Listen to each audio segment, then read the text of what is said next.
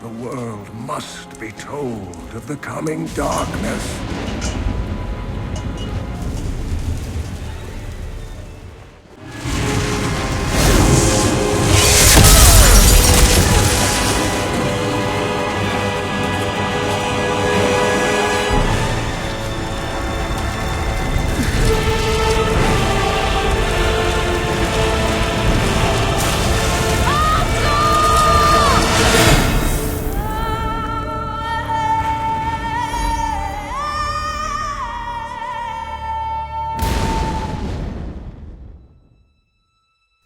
Diablo 3 Eternal Collection is the latest AAA port to arrive on Switch, and the folks at Iron Galaxy and Blizzard who brought it to Nintendo's latest console deserve a ton of praise. The dungeon-crawling action RPG runs amazingly smooth, even with dozens of creatures, foe and friend alike, on the screen at one time.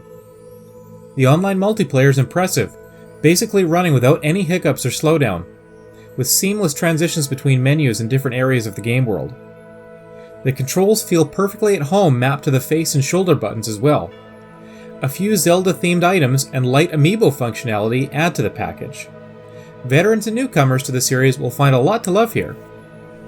For the uninitiated, Diablo 3 involves fighting through hordes of minions and monsters as you work to push back the denizens of Hell and ultimately defeat Diablo, the Lord of Terror. The third game in the popular series was originally released in 2012 on PC and Mac. The first game, simply titled Diablo, came out on PC 16 years prior, and when I first had a chance to play a demo of it in a computer shop, I was terrified, but also hooked. While Diablo 3 shares story elements, characters, and genre with its predecessors, it is a much faster, deeper, and more streamlined experience. From the start menu, your first task will be to create a male or female character from the 7 classes available. Melee classes include the Barbarian, Crusader, and Monk, and ranged/caster classes include the Demon Hunter, Witch Doctor, Wizard, and Necromancer, the last of which represents the most recent DLC added to Diablo 3. For my playthrough, I chose the Necromancer, after developing an affinity with that type of character in Diablo 2. The Necromancer summons skeletons, curses enemies, and revives corpses to fight for him or her. And I must admit that there's something comforting about having 40 minions at your side to shield you and distract enemies while you destroy them from a safe distance.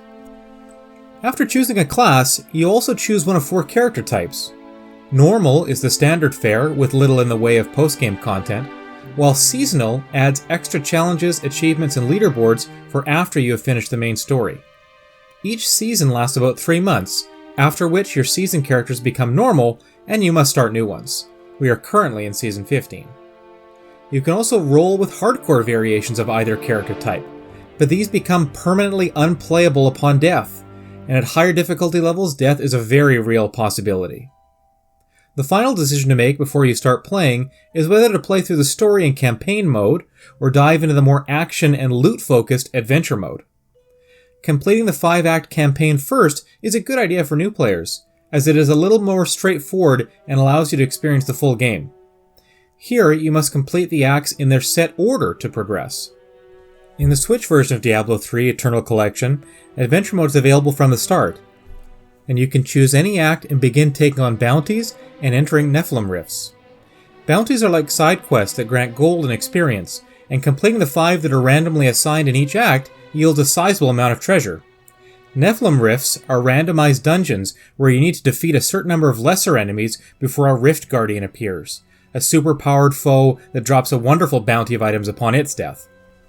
As you may have guessed from what I've said so far, grinding for loot and levels to improve your character's stats is at the heart of Diablo 3. Playing through the story mode, I was constantly leveling up, acquiring new skills and ruins to augment them, and unlocking achievements. A profound sense of joy and satisfaction permeates the experience as you are always making progress, and flourishes of light and sound remind you of the fact that you are getting better and stronger. While the post-game generally revolves around completing tasks in adventure mode to acquire new equipment, crafting recipes, and other items, playing through the 5 acts in campaign mode is thoroughly enjoyable. I had the chance to play with friends, but I completed most of the game solo and still had a blast. That said, working towards completing season achievements and moving up the online leaderboards are tasks that some may find overly repetitive, as they mostly center on running bounties and rifts over and over again. Freedom is the name of the game in Diablo 3. 17 different difficulty levels are available to choose from, with higher levels giving players more gold, experience, and legendary weapons. You can change the difficulty level at any point, so you aren't locked into something that may be too challenging. The multiplayer options are also excellent. You can play with 4 people on one Switch console in portable or docked mode, and each player can get by with just a single Joy-Con. Playing locally, you cannot access the online features of the game, like season play or leaderboards, unless everyone has a Nintendo Switch Online subscription. Likewise, you cannot partake in online multiplayer with friends or strangers if you don't have a subscription. However, you can have a single-player season character without needing Nintendo Switch Online. When playing online, it is incredibly easy to join a friend's game or invite them to your game, and the game scales up the stats of lower-level characters who may be playing with someone much further in the game than they are. In terms of presentation and narrative, to say that the story isn't a highlight doesn't mean it isn't great or worth discovering. The hack-and-slash gameplay and dungeon crawling are just so thoroughly satisfying that the story takes a back seat. For those that want it, story comes from NPCs in each town with dialogue to explore, regular cinematic cutscenes, and audio log type items littered throughout each act. Visually, Diablo 3 is crystal clear and vibrant on the Switch, particularly in docked mode.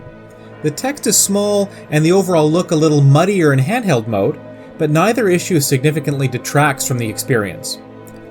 It is an adventure that is absolutely worth playing on the go and perfect for short bursts. Having played Diablo 3 6 years ago when it first launched, I came to this Switch version with fresh eyes but a little skepticism about whether the game would hook me like it did back then. I appreciate that the game has changed a great deal between now and 2012, and I became enraptured by everything that Diablo 3 Eternal Collection does to make you feel good about playing it. While the postgame does become repetitive without the environment variety and sense of story progression, playing through the 5 campaign acts and leveling from 1 to 70 never felt boring or uninteresting. As it turns out, being inundated with stuff to help you kill bad things faster, and level ups that alter your abilities, rendering you a whirling dervish of death and destruction, are at the root of what makes role-playing games fun. You might not want to play more than 20 hours of Diablo 3, but the time you do put in will be unbelievably entertaining. If you want more of this game, the seasonal options are there for you, and if you have a few buddies who also pick it up, the more is definitely the merrier. And because I can't stop thinking about it, even though Diablo started out as a computer game, it feels better as a console one.